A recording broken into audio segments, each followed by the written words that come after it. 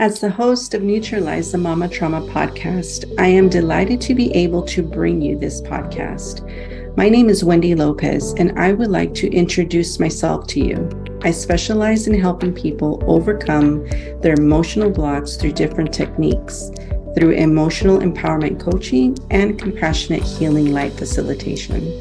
As a mom who has experienced narcissistic trauma, I help moms eradicate self-doubt in order to regain self-confidence to elevate their status both at home and at work.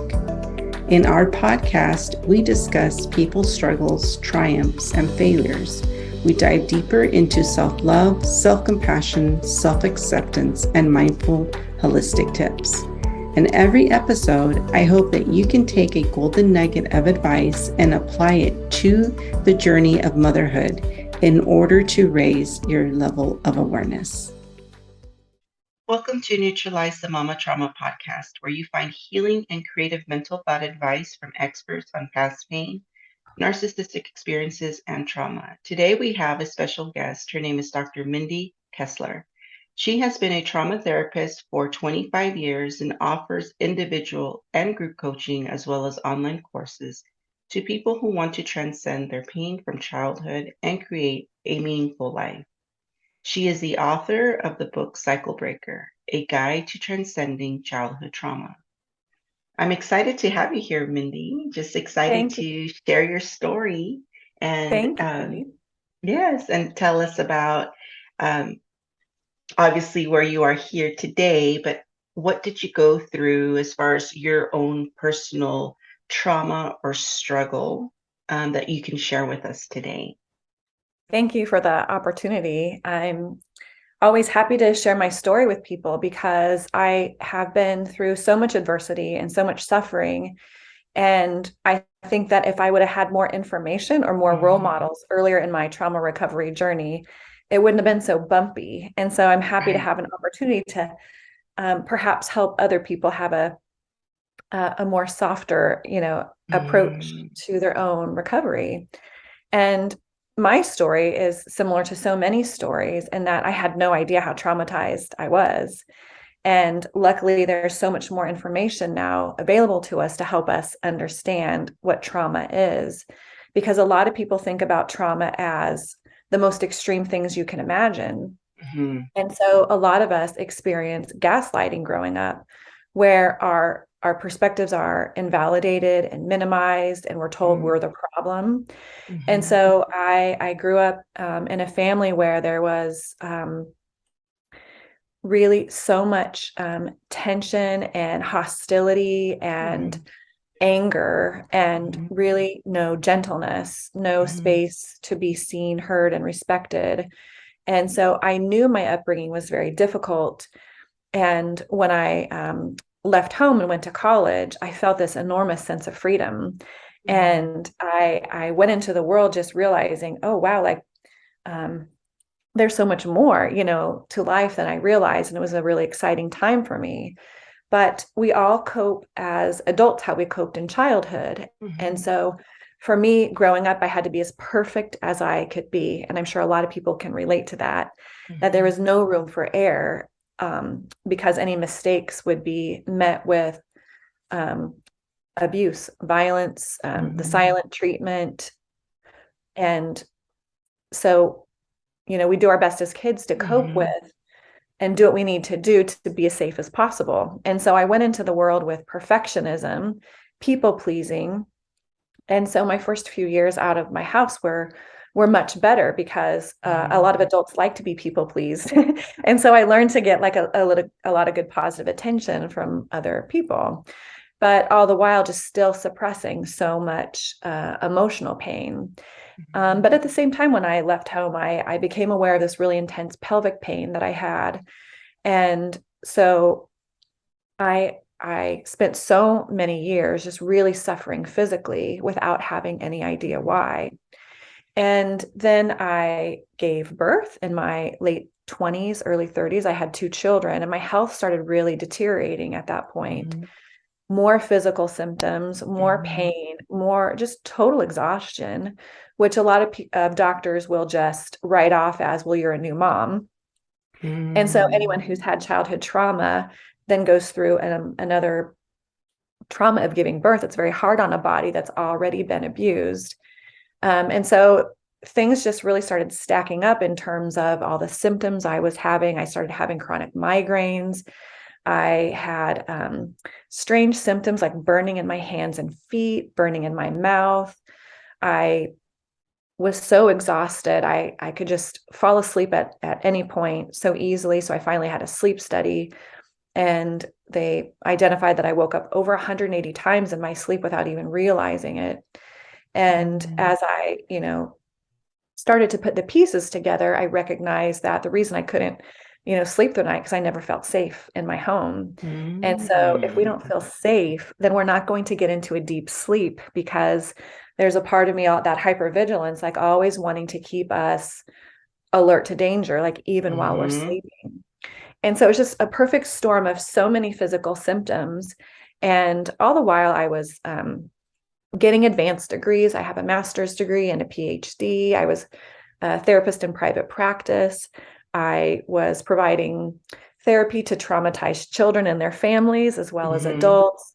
And so I really poured my perfectionism into my professional life. And that part was really fulfilling for me, but it was just absolutely exhausting trying to raise children and be a wife, manage a household, and be a professional, all the while dealing with, immense physical discomfort. And so about 9 years ago, I had a complete health crash. I just couldn't even function anymore. My health had deteriorated to a point where I couldn't think clearly. I had so much brain fog. I remember going to get my driver's license renewed, and I couldn't remember if my middle name had 2 E's in it or 3. And that was like a real indicator, like something is really, really wrong. And so I was forced really to take time off work. And it was a really scary time because I'd already spent a good decade trying to figure out what was wrong with me. I had been in therapy. I had gone to so many doctors, and it feels pretty awful to try so hard and to have no answers. And I was depressed. I was depleted. I felt hopeless. And fortunately, this health crash really allowed me to have the time I needed to rest, because going through a traumatic childhood is exhausting. Like, to be stuck in fight or flight, year after year is incredibly draining. And the thing that happened before my health crash that I think is really significant is that I was watching an episode of the Oprah Winfrey Show, and she had some guests on who had their vision boards on the stage. And it struck me that one of the women had a picture of Oprah on her vision board, and there she was on Oprah's stage. And I was like, oh, there's something to this. Like, I think I want to pursue this. And so I made this really incredible vision board because I had experienced so much in life and what I did not want. Life was so hard. And I thought, okay, even though I had a lot of suicidal ideation, I knew I wouldn't end my life because I love my children so much. I would never want to do that to them. And so I made this vision board, and I said to the universe, like, okay, if I'm going to be here, then this is what I want. And it was like the declaration. It was like the universe was waiting for me to get really serious and mean business about my healing. And so I did that in December, and by March I couldn't work anymore. And so I feel like my health deteriorated rapidly as the universe's way of saying, all right, coming right up, you're going to have to go through a lot, to get to, this vision. But I'm super thankful I did, even though it was an incredibly difficult time for me. It helped me reconnect to spirituality because I'd been so angry at God for so long for, what I thought was a very shitty life that he had given me. And I knew that I couldn't maintain that anger at God. And luckily I had some, a lovely massage therapist that I trusted so much who sort of helped me find my way back to spirituality. And so that 2.5 years, I just really was able to finally find some really good help, some good trauma therapy. I really grew spiritually, and it helped me to make sense of why I went through all that I had gone through. And what I realized is that I went through what I was meant to go through for the growth that I had arranged for myself before I was even born, that I'm here to be a healer. And, the healers have to go through the most difficult experiences because we have to really master the material in order to share it. And so I, as a therapist, as a coach now have so much more to offer on the other side of my healing journey because I can really easily, they can really easily identify that I know what they're going through and that I have. Are we ever fully on the other side of it? Yes and no. Our healing journey is one that lasts until we take our last breath. But I'm enough on the other side of it that I help people to believe in themselves more, because fundamentally that's what trauma does to us, is it robs us of our belief in ourselves. And when we don't believe in ourselves, we can't make things happen. And we feel like we are at the mercy of other authority figures and people often who don't have our best interest in mind. I love that trauma robs us in our belief of ourselves, right? And so the experience that before we were before hitting record, we talked about a little bit of the sexual trauma. Can you talk to us about like how do you regain your sense of belief after being invaded? Like, and you even mentioned about not feeling safe in the body, but how do you gain that confidence or self-esteem back after someone invading that privacy? Yeah, sexual trauma is something that, if people haven't experienced it, they can't even imagine the depth of violation that is, and how that violation spreads to absolutely every area of our life. When you have been sexually traumatized, there's no area of your life that is untouched. And it creates an incredible distrust in other people, an incredible distrust in life. And even now, after doing healing work for 10 years, my body is still very sensitive. And so if there's a situation that reminds my body in a very minor degree, even what I went through, it will have a trauma reaction.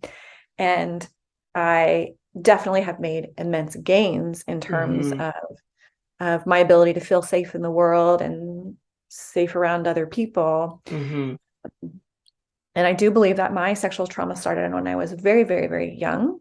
And a lot of people, like myself, the magnitude of the trauma is so great that our subconscious mind takes over. And so we don't even remember it. And what do you mean by it takes over, that you don't remember it?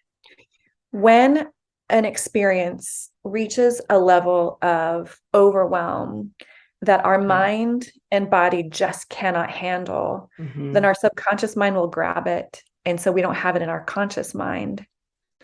And so I went through a lot of my life not realizing that I was sexually abused. I had some sexual abuse from people outside my home that I did recall. And I wrote about that in my book, and because I talked about how, when we have a history of trauma, we create this template, and it's like a magnet that draws other people to us that are going to recreate that traumatic experience. And so when we have trauma in our families, whether it's physical abuse, mental abuse, emotional abuse, or sexual abuse, we're going to have other experiences similar to that until we heal those wounds. And so, at the time I had these 3 other experiences, one in elementary school, 2 in high school, where I was sexually violated. And I was like, why do I have such awful luck when it comes to men? And so when I sort of went through my healing journey and pieced this together, it made more sense to me, because I noticed this in my clients too, that after a history of trauma, they experience trauma over and over. being emotionally abused by a narcissistic boss or Mm-hmm. boyfriends and partners. And so I had this feeling. I actually remember this specific moment when I was in graduate school working on my PhD, and I was very interested in trauma. I took all the trauma, courses I could and used every opportunity I had to learn more about it, not realizing consciously that I Mm-hmm. was hungry for that information for me. But as I was learning about how when people don't have a lot of memories from their childhood, it's an indicator that there's been abuse, there's been some childhood trauma. And I had this Mm-hmm. eerie feeling like, oh, because I don't really remember a lot about my childhood. And so I describe it like there was this storm brewing, that I knew was coming, because there's a part of me that knew there was a lot more to my story than I realized at the time. Mm-hmm. And so after my health crash, I was working with various practitioners on my body because I had this long-standing pelvic pain. And so as I was doing some work with this practitioner to shift the energy of that pain and trauma out of my body, that's when the memories started coming back about the sexual trauma that I experienced in my home. Okay. And so with the sexual trauma, when when did you decide that it was time for you, or was there a specific event that you decided to make a choice to then change uh, the history of these men that were coming into your life, repeating the same uh, trauma or assault? Well, I will say that before that, I was in dating relationships with one, maybe two people who had, narcissistic tendencies and were very Mm-hmm. controlling. Mm-hmm. And I'm so thankful that I didn't stick around for that because I know a lot of people do. And Mm, I met my husband when I was 20, and we've been married for okay. 25 years. And so, fortunately, I made a really good choice about my partner. Mm, And so I'm just deeply grateful to him for all the love and support because it's been a really grueling journey for us. right, right. And how so? How has it been grueling for the two of you? So when we had young kids, I had a lot of issues with chronic pain and was very depressed. And so Oh, there okay. was a lot of weight on his shoulders to pick up the slack, where I just Yeah. couldn't do things. And, that was back when we didn't really understand a lot about trauma. And so I had no idea why I was so miserable. And so it was very challenging Mm-hmm. raising kids, especially in those early years with so much exhaustion and pain Mm-hmm. and trying to hold a job. And there were a lot of things that we missed out on doing. We didn't get to engage in life, socially, a way that a lot of couples get to. We couldn't take trips. I've had very serious digestive issues. So it was very hard for me to eat in restaurants. And, a lot of social activities revolve around food. And, when people have trauma, it's not like there's a way of like explaining it to people, in your social circles. Mm-hmm. um, and so there was just a lot of just feeling left out, feeling misunderstood. And also because I didn't understand myself. Mm-hmm. So it's nice to be at this stage of life now. Our children are both in college, and it's wonderful to have this empty nest opportunity for he and I to finally have Mm-hmm. time to connect and rest and relax and do things at a pace Mm-hmm. that feels better, because I'm sure your listeners can relate to the fact that it's very hard to be traumatized and be a parent. Mm-hmm. It's And one of the reasons, that it's so difficult too is that we want to be good parents. Like we really want Mm-hmm. to give our kids what we didn't have, to Mm-hmm. be nurturing and loving and to have, such a good connection. But unhealed trauma can make us depressed, can make us irritable, can make us Mm-hmm. Mm-hmm. parent in ways that we don't feel great about, which then can lead to more Mm-hmm. shame. Right. And so I have extra compassion, I think, for traumatized parents who are really, really trying to do their best and they don't understand why.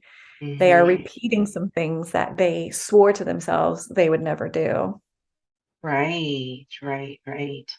And when was the first time, or who was the first person that you were able to have a breakthrough with? Was it like a coach, therapist? How did you break through to realizing about, okay, I'm going to go down the road of, of having this unhealed side of myself to be a healthier one for your health, right? It was so Yes. excruciating because it was almost, it sounds like it was debilitating, Yes. even being a mother. So who was your first person and how did you come across that person? I would say that, from the time my children were very little, I sought out therapy. And I had someone who was very supportive, but just didn't understand how traumatized I was. And it Hmm. was really kind of after that vision board experience that I was finally able to Mm, attract to myself the right person. And so I worked with this wonderful therapist named Jim for four and a mm, half years. I traveled 45 minutes, a week to see him. And he was the most compassionate, kind, and wise mm, presence. And, for someone who's been abused by a lot of men, um, I think that was a risky thing for me to do. mhm, But I had multiple people suggest him to me. And one thing I've learned about healing is that when you hear recommendations from multiple sources, it's the universe or your higher self, like trying to get the information mm, to you to lead you to the next step. And so after the second person recommended him to me, I gave him a try and it was a good move. It was very valuable. right. And that's And what you and started the he's been one healing of many process. people I worked with. Hmm. Like it's taken a whole village of healers to Hmm. resurrect me. And, not everyone needs the vast number of people, in their trauma Right. recovery. Right. But, I've worked with various body workers who have been Hmm. extremely helpful in helping my body to feel Hmm. safer in the world. Right. Energy practitioners. I've worked with a lot of people from the UK, a woman from California. I've gotten very resourceful at finding the right person at the right time. And Hmm. I know, a lot of people on the journey might struggle because of lack of resources. And since you work Hmm. with people around money issues, you understand this. Hmm. But one thing I've learned for sure is that when you are really determined to heal Hmm. and you aren't willing to settle, that the resources will show up. Hmm. Yes, very I've had true. I've had so many cool stories about how, I mean, I lost my income. Plus I had all these medical bills, like all just very abruptly. And there's so many cool stories about how money just kept showing up because Mm. I wasn't putting baby in the corner anymore. I was like Right. really prioritizing myself no matter what. And I think like when you're Mm. so determined to heal, the resources are there. But That's sometimes you have to beautiful. take that leap first, like that Indiana Jones, scene where you sort of have to take the steps, hoping that they're there. And that helps us develop more courage. And that actually is self-love. Like when you're willing to invest in yourself, even if you're not 100% sure, you have the resources. Yes, and that's so true. I remember when I started my journey, I had just quit my full-time career job to be a stay-at-home mom. And Wow. I know I was introduced to this other person who was a teacher, and she was a teacher on abundance. And it's so interesting what I do is money and manifestation, Yeah. right? Okay. Mhm. So she was about abundance, but I had just quit my job and I thought, I wish I would have known I was going to go down this route because then I would have had the funds to fund this type of healing, right? And so I used what I had in my savings. And like you said, when you are determined and you take that leap, the funds come and find you. And that's what happened with me. I was receiving funds, and this was from my dad that did not believe, very religious, did not believe in any of this type of spiritual healing work, but he saw how I was starting to light up and glow. Ah, that's really sweet. Right? Yes. And so as a parent, right? And even though I believe I was in my early 40s, you still want to see your children thrive, regardless what age. So, therefore, the funds manifested, and I was able to continue my healing. And here I am today speaking with you. Yeah, that's beautiful. Right? Yes. So I'm so grateful that you took the leap and without putting the funds first. I'm sure that's always in the front of our minds, right? Because we live Yes. in a world that it costs money to live. But if we can have that faith that we can achieve this type of healing, you will be provided that. And I believe what you said, the universe is waiting for you. That's right. And, pretty much all of us, or most of us on a trauma recovery journey, also have issues with money because they're both root chakra issues. And so it's Mhm. like we sort of can heal our money issues as we heal ourselves because they're so intertwined. Yes, very much so. Very much so. So that's so beautiful as far as how you start healing a certain aspect, like yours was the sexual abuse experience, the trauma, and then how that healing then encapsulates different areas of your life Yes. that you benefit from. Yes. And I'm sure Yeah. your husband benefits a healthier version of you. Yes. I definitely thank him for hanging in there and tell him like Mhm. how glad he must be because I'm really fun to be around now.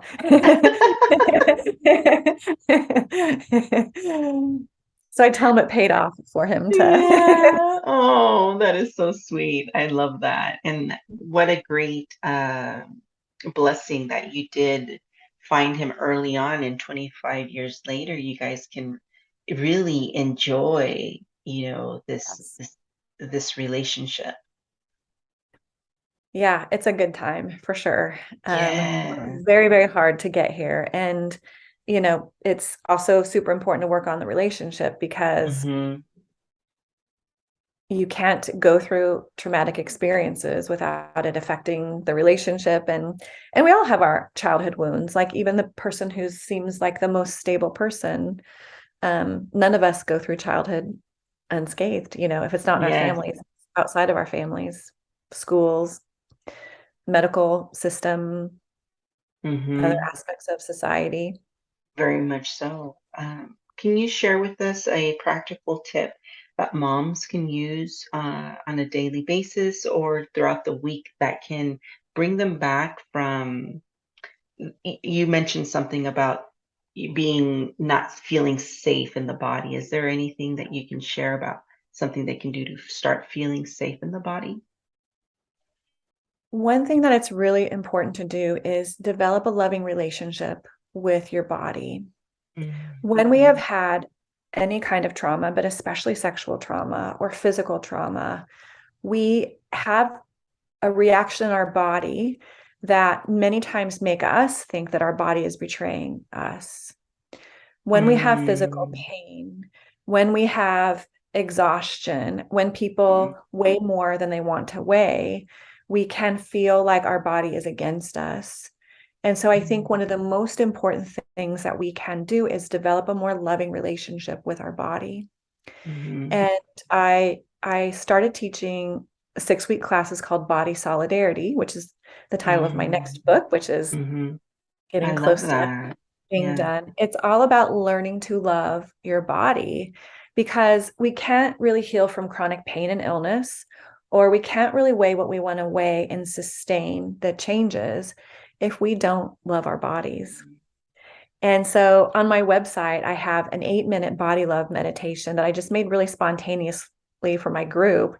And they Mhm. all loved it so much, I put it on my website. And even if someone doesn't access that meditation, it's really on a daily basis giving thanks for your body for all it does for you Mm. and identifying like the ways that you're being critical of your body because we often will treat ourselves the way our parents treated us. And so if our parents were highly critical of us, we're going to be highly critical of our bodies. If our parents were really neglectful of us, we're going to be neglectful of our bodies, or physically abusive, and so on and so forth. So I think one of my best, tips for people is really evaluate how you're treating your body. Maybe other people haven't treated your body well, which is an even better reason for you to treat your body like the total queen, that it is. Right. Yes. I love that. That is so endearing, right? To have that relationship with our body, and the disconnect that happens with trauma. In any Yes. sort of trauma, whatever level, emotional, mental, physical, spiritual, any type of disconnect, we are no longer feeling safe in our body. Yes. And I think one of the most important aspects of trauma recovery is learning to trust ourselves, believe in ourselves, to treat ourselves with love and respect, because the outside world is always a reflection of what's going on inside. And so if we don't like how we're being treated by someone else, by our financial situation, by, our love life, it always starts with our relationship with ourselves. And I have this funny story about how I worked with this hypnotherapist from the UK, and she had these really awesome meditations. And one was called I'm Enough. And I listened to that every day, multiple times a day. And I noticed this change in my outside world happening as I listened to that. One example, I was walking down the hall in my office building, and I ran across this woman I had never seen before. And she stopped me and she said, "You look amazing." And I was like, "Oh, well, thank you." And then I realized, like, oh, this is life reflecting back to me. And she just went on and on. She's like, "No, really." She's like, "You look gorgeous. Like, you could be a model." And no one's ever really said that to me before, but my love for myself was growing, growing, growing. And she was the world's way of reflecting back to me how I was feeling about myself. Yes. And I talk about that. I love that. I talk about how when you start healing, you start to mirror the goodness, Yeah. right? Yeah. So if you're being good to yourself, then you're attracting like that goodness of a compliment. Exactly. Oh, I love it. And this can be motivating for people who haven't felt motivated to treat themselves better. I tell people, if you want other people to treat you better, you can't expect other people to treat you better than you're willing to treat yourself. You're wanting strangers, or Or the coworkers, world. the world. Yeah. Yeah, the It world. all starts with how we treat ourselves. And Mm, there's truly nothing wrong with any of us. It's all just a conditioned way we've been trained to see ourselves based on mhm, how others treated us when we were kids. That formed the template, the model for what we thought, was true about us. But it was just based on mm. interactions with other wounded people. That's right. And so you mentioned, and I want to touch on this before we close. You mentioned that you came into like the world into this perfectionism. And when you or anyone else experiences sexual trauma, they can become very self-critical For of sure. their body, right? Oh, Their yes. image. It it's like, and that is what we confront the world with. What would you advise someone to help them see their body image differently from what it has experienced? I think it's really important to kind of break down, specifically what the judgments a person is holding about their bodies, to get Okay. clear on that. Because Okay. a lot of people with sexual trauma um, feel a sense of shame that maybe they've Mm-hmm. somehow caused their sexual abuse. Mm-hmm. And the other thing is that when people are being sexually abused, they can also feel pleasure at the same time. And so Oh, they get caught in the middle? they think, if I had pleasure, that must have meant that I wanted it, I enjoyed it. And so that can create a lot of confusion and self-loathing, because people feel like, if it really was abuse, then why did I also have an orgasm, which some children do? Oh, is that wow. I never, I haven't experienced that, but what a great oh, enlightenment for someone to hear this because how do they get through that? The shame and the guilt that they had because they were put in a position they didn't want to be in, but then there was pleasure involved. That Yes, the body responds, that's right. right? That's right. Well, I'll tell just a short story about Mm-hmm. work I did with a child a long time ago who had Okay. sexual trauma. I changed the details a little bit to protect, Okay. the Yeah. privacy of the person, but just sort of the story is what's Okay. important. Is that we're working on the shame that she felt because she did feel some pleasure, which was really courageous of her to even be able to share. Right. And so one day I brought an onion into our session and I said, we're going to try a little experiment. And I said, I'm going to cut this onion. I said, but I don't want your eyes to water. So your job is to like not let your eyes water while I cut this onion. Okay. And so we kind of made it playful. Mm-hmm. I start cutting the onion. And of course, like tears start streaming down her Mm-hmm. cheeks as they do for most of us around Mm-hmm. onions. And I was like, hey, I thought you weren't going to let your eyes water. And she's like, I couldn't help it. And I'm like, yeah, because that's what our eyes do when we're around onions, they water. Just like our Ooh. body, when it Yeah. gets touched in a sexual way, responds with pleasure. It's the same thing. We can't control whether or not our eyes water around onions, just like we can't control whether or not we're going to experience pleasure, when our body's touched, even if we don't want the touch. Mm. And so how do they change that perspective? Really, it requires working with a very trusted trauma professional. Okay. Mm, Childhood trauma is so complicated. It's so multi-layered because we have so many of our inner wounded child parts that, mm, even though the adult part of us can kind of understand what happened maybe and want to move on, we have to bring all those inner child parts with mm, us. And so they all need their say. They need to be heard because our inner child is like in a time capsule. They don't realize that we have grown mm, up and become like more capable. And so we sort of have to open up the time capsule and heal the wounds and the beliefs that came with it, and then mhm, integrate them back into the wholeness of who we are. mm. Yes. And so I want to dive a little deeper on this. So when they have that pleasure, and I've heard the saying of um, promiscuous girls Yes. usually become promiscuous because there's been some type of abuse, Yes. right? Is that because of the pleasure that they experience that it kind of makes them go that direction?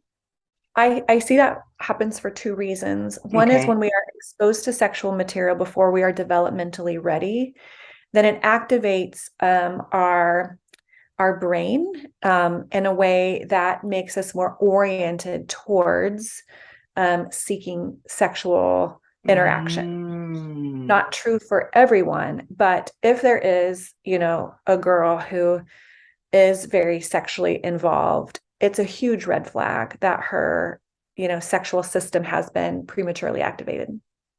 okay. And the other thing is that when children are being sexually abused, it might be the only attention they're getting. And so Mm, what fires together wires together, Hebb's law. And so when there is some attention that they're getting from their uncle, their grandfather, their dad, their brother, whoever's doing the sexual abuse, even though they don't want the sexual abuse, if they're starved for attention, then they also might, as they get older, seek sexual contact with multiple people because of the attention it brings, not for the sex, but for the to feel chosen, to feel wanted, to feel special. hmm. Wow. Wow, that's amazing because we don't really realize like that what you said, Hebb's law, Mhm. right? How that works and it really fires the wires together. and there Yes, really is no control. correct. It's all like in the unconscious mind. You know, Right. people are just behaving from their trauma wounds rather than like intentionally making decisions for themselves. And so I think that's important to say so everyone can hopefully have more compassion for, things they've done in the past or even doing now, that we're just Mm-hmm. operating from old survival patterns. And so all our Mm-hmm. behaviors, until we can get more conscious and heal ourselves, are all an attempt to feel safe and to feel wanted. I love it. I love this insight. That is amazing. And I'm hoping that whoever's listening can, um, you know, my hope is have more compassion and unconditional Yes. love for their journey. I feel that there's a lot of judgment of behaviors of how women do act, but we don't realize like where it's coming from. And Yes. they can't help it. It's just wired together and it fires that, like you said, whether it was attention that we're seeking or it activated the sexual system prior before it should have been activated. And it's seeking. I think, the other tip for people is get curious, why you're thinking, feeling, behaving the way you are, because there's Mm, always a good reason. And it can be complicated to figure out, which is why it's important to work with a really savvy trauma professional. But in mm, the meantime, till you figure it out, can you hold yourself with compassion? Because people who feel good about themselves don't engage in a lot of drama, self-abuse, mm, self-loathing. And if you don't feel good about yourself, it started in childhood before you even, were giving consent to what you were experiencing in mm. your environment. Right, right, right. Beautiful. I love it. So, how can the audience find you online? Yeah, so I'm at mindykessler.com. I have a website and I'm on social media. I put out little videos, the kinds of things that I share with Mm, you today mhm, on TikTok, and that handle is Mindi Kessler PhD, and mm, Instagram, which is at Mindi Kessler. And I offer one-on-one coaching for people who mhm, are, interested in trauma recovery. I help people not just heal their symptoms, but I inspire people to create an amazing life. Like I really mhm, encourage people to aim high, because mhm, the worse things have been for us, the greater potential we have for creating more joy. And so I teach them how to bridge that gap between, a lifetime of suffering and then creating the life they've always wanted but never thought they could have. And I also I love offer it. group programs. I'm getting ready to start offering 6-week body solidarity workshops to help people Mm. learn to love their bodies again. And this is great for anyone with chronic illness, chronic pain, or body image issues for any reason. And what does that 6-week body solidarity look like if someone is interested? Yeah, it's going to be through Zoom, and we'll have 6 classes. There's a little workbook to do each Hmm. week to kind of help people do a deeper dive into their own understanding. And so I talk about, first of all, it's important to understand how you really feel about your body, because we can't change what we can't Hmm. access. And we talk about how your body issues are in service to you, that our Hmm. body symptoms are our teacher. And so I Hmm. help them to identify how to get clear on what their body is trying to tell them. Hmm. And then we talk about how our body issues are in service to our mission in life. So for me, after 30 plus years of chronic pain, like I have a lot of wisdom about how to love yourself and how to navigate that, even if you don't feel well. And so I Hmm. talk about how, my chronic physical discomfort has helped me to be a really good body teacher.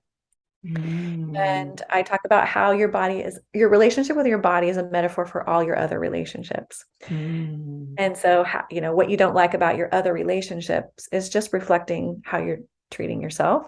Hmm. And then we talk about gratitude and how to use visualization as a Hmm. transformational tool.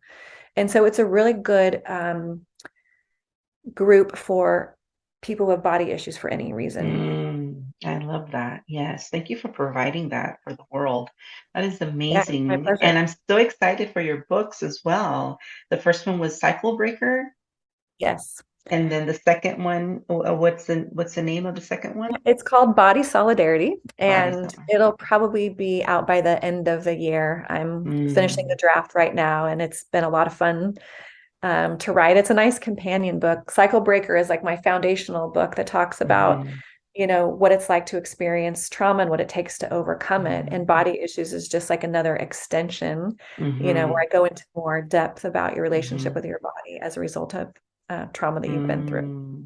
I love it. Well, I appreciate your presence, your wisdom, and your expertise in coming on the podcast. And we wish you the very best with the books, making Thank a you. big difference in the world. As I was speaking to another guest. We're in 2023 here, and here we are still talking about trauma. So definitely bigger changes need to be made. Yeah, I'm so thankful for all the advances and through social media, to be able to get information to people who otherwise wouldn't have access to it. So I Right. think we're on the cusp of really helping the world to be more informed, which Mhm. is progress. Yes, absolutely. Well, thank you so much. And to the listeners, please get in contact to do body work with Mindi Kessler. And she gave you the information, and we'll have your information in the description so Okay, they can great. get in contact with you. Thank Wonderful. you. Thank you, Wendy. This was You're fun. welcome. Thank you. Thank you for taking the time to listen to Neutralize the Mama Trauma podcast. If you haven't already, please hit the like and subscribe button so you don't miss any new episodes. It would also mean the world to me if you're able to take a moment and rate and review my podcast on how it was helpful to you. Also, please connect with me on my social media platforms. Thank you so much, and I hope to see you in the next episode.